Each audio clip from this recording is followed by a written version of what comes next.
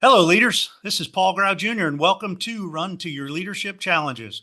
So, today I got a very special guest with me, Mr. Craig Walker. I recently met him through a group that we're both members of, the CCA group, or Christian Coaching Academy, run by Justin Janowski. And it's such a great group. And I talked to Craig the other day, and he is just he's what I would consider a man's man. I mean, if you're watching YouTube right now, you can see his background. It's got this rugged, like log cabin look. I love it. He just took a trip to Montana and fished in all my favorite spots that I fished in, and I kind of lived vicariously through him while he was up there sharing pictures. But I've been talking a lot to Craig lately, and man, I just wanted to have him on. So, welcome, Craig, and welcome to the show. Thanks. It's my privilege to be here. Thank you for that introduction. I'm feeling stronger and more manly already. Well, that's good, man. I aim to encourage. It's so. Tell us a little bit about yourself. I mean, I had just a little intro there, but Yeah. I'm married to Debbie, my high school sweetheart, actually my junior high sweetheart. wow, And we've been married for over 50 years, coming up on 51 in February. We have wow, six congratulations. children, 14 grandchildren. I tell everybody if I knew grandchildren were as good as they are, I would have started with grandkids. And they're pretty special. I think there's an order though there. Yeah, there is a little bit. Yeah, I've done a lot of different things in my life. I was taught to work with my hands, so I got into auto body repair. That led me into a General Motors job of helping them in their paint in the early days and in the 70s. And then I got saved, and God had a different calling for my life. And went into ministry, planted three different churches, was a pastor for 36 years. And in Wow. this last season of my life, I'm taking some of the things that God has taught me and I'm using it to help leaders reach their maximum potential. Mm, So that's my joy. I coach, actually, I say I coach men, Christian men, and help them overcome self doubt, that thing that holds them back, shame, so that they can become more influential husbands, fathers, and leaders. yeah, man. What you said about helping them become that high performance or that maximum high performance. That's season 11.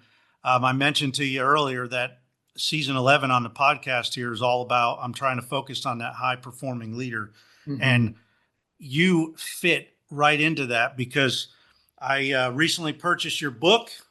Right here it is, Shameless, the life you were born to love. And I'll tell you, I'm halfway through chapter one only, and it is just so powerful. So, tell me a little bit about this book and what made you write a book. Yeah, I knew most of my life I struggled with self-doubt. But, Mm, kind of doesn't everybody a little, yeah. we second guess ourselves, we question our decisions, we fear making some decisions. And I was about 58 years old, and I thought, enough. I'm tired of this. I Mm, believe there's more to me than I've given to the Lord and to this world and to my family. yeah. And I had that night, like Jacob, wrestled with God all night long until He set me free. And I can't say it was a miraculous freedom, but it led me. He led me through some decisions that I made. One decision that I made that night, and then some other decisions that I made based on that over the next few days. That I really won that battle. God literally set me free. Wow. And what I was struggling with, I didn't know it. You could have asked me, and I would have known it. But I was struggling with shame. Mm, Shame, and I will say this to everyone listening, shame's universal. Everyone struggles with it. You either are struggling with it, have struggled with it, and won your battle, or you're about to struggle with it. So no one mm, gets out of this without struggling with it. It's a universal struggle. The second thing I would tell you about shame is that it operates from the shadows. It's not mm, out in the light where you can say, "Oh, that's shame. That's what I'm dealing with." No, it stays in the background where you can't see it.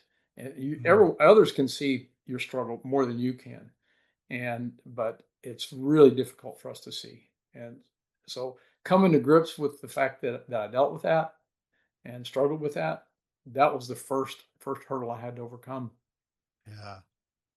That's you know, you said it wasn't miraculous, but I think we downplay things in our lives that are small miracles that, and with in your case, it changed your life.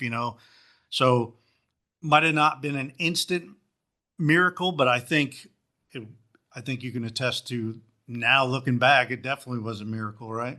Well, I actually qualify it. I say it's just I think what happened to me is I just say what I experienced is the predictable results of leaning into the grace of God.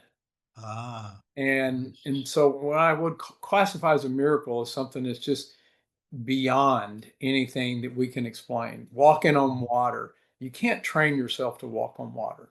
Yeah, It just doesn't happen. You can't train yourself to call fire down from heaven, to part the Red Sea, to raise the dead to life. It's not quantifiable. I can't get better at any of those things, yeah, but I can trust God just to do what He says, and really, literally, that's what I did. mhm, And taking those faith steps that He walked me through, it's just like it was eye opening. I tell everyone it felt like magic. It wasn't. It yeah, was just grace, the grace of God, and its natural outpouring when you really lean into God and trust Him. yeah. So, And you're helping me do that right now. well, I think anyone that's willing to say there's more to me than I've been giving, Mm, it and then willing to walk through those steps. And after I did that, I realized, gosh, most of my staff struggles with this. My mm, children struggle with this. I passed on to my kids who I am, not who I want them to think I am. yeah, And so, yeah, actually, that's why I wrote the book. I knew that they had learned to cope and deal with the self doubt and fear the same way I had. And I thought, what if they could wake up tomorrow and realize there's nothing wrong with them? There's nothing missing, nothing broken, nothing so deep ingrained that you can't change. Literally, they should be able to say, I can do all things through Christ who gives me strength, just like Paul did. And yeah, and I know I said that a million times in my life, and then I would come up against something that, well, not that. I can't do yeah, that. yeah, And I'm not smart enough, I'm not gifted enough, to, whatever it is, all these not enough feelings, which is yeah, shame at work. Anytime you feel like, well, I'm not enough, or I'm not good at that, or not whatever, and God's asking you to do it, then you're operating against shame, because literally you can do everything God asks you to do. And I yeah, believe that everybody is a 10 somewhere. Rick Warren said that in his book, Purpose Driven Life. And I don't know that I really believed at the time, but I do now. I don't believe we're a 10 at everything, but I believe that every one of us is a 10 at something, every single one of us. yeah. And I often speak about getting a job or a career or a vocation that is paired up with your strengths. mhm, Because if you're in a job and you're not able to utilize your strengths, man, you're missing out on so much. And I think our strengths and our natural gifts and talents, God gives them to us not for our benefit, but for us to share with others, for others, the benefit of others. And when we're not using them, man, we're depriving a lot of people that we come into contact with of what God has blessed us with to help them. amen. I believe that when you give yourself completely to God and for his purposes, what you're actually doing is taking a giant step towards discovering who he made you to be. Mm, And yeah. until you say, God, here I am. And really, this is the whole crux of Romans chapter 6, which is grace working in us through salvation. Mm, After he tells us, consider, know that you died with Christ, were buried with Christ, resurrected with Christ. And now consider that everything Christ did, that he did for you. That's who you are. And he said, mm, knowing that, he said, now then give your whole self, every member of your body as an instrument to do what is right to please God. mm, And sometimes we fear that. We stay back. Oh gosh, what if he asked me to? Well, if he does, it's the best thing in the world that could happen to you. and you're going to love it more than you love anything else. And what people have to recognize is your greatest life is on the other side of that door of what your greatest fear. And so if you can Mhm. step through that, what is your greatest fear, you can step Wow. into what is your greatest life. That thing you've said, oh my gosh, I can't believe I can do that. I can't believe I was Wow. made for that. I can't believe I get to do this. Yeah. But you have to step through that door of fear often to get there. Got to step through the door. And that takes courage sometimes, right? Yeah, and let me just quantify that. We call it courage, grit, boldness. What it is, it's it's courage born out of faith, which is born out of understanding who you are and who Oh. God is. Hey, we're going to stop it right there for today because there's probably two more episodes here in this interview. Now, if you want to catch the whole interview uninterrupted from start to finish, you can check it out on my YouTube channel. That is Run to Your Challenges YouTube channel. So I hope to see you back tomorrow for part two, possibly the rest of it, but I think we're going to break it up into three shows.